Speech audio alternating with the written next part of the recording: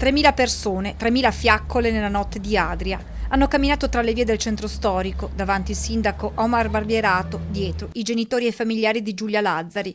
Qualcuno regge una foto della giovane donna strangolata dal marito lo scorso 8 ottobre. Il corteo si muove in un silenzio quasi surreale.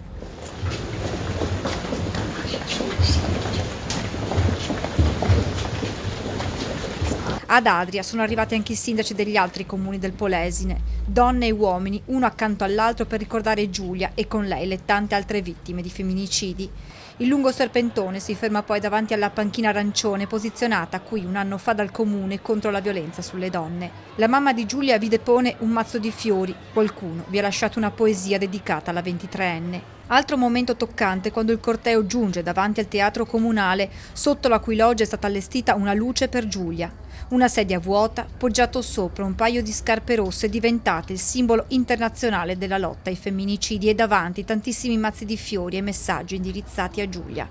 La fiaccolata si è poi conclusa davanti alla grotta di Lourdes con le parole dell'arciprete della cattedrale, Monsignor Antonio Donà. Vicenda tristissima e sconcertante siano già state dette e scritte in questi giorni, ma accanto alle parole sono importanti anche i gesti e i segni, come la manifestazione che qui concludete.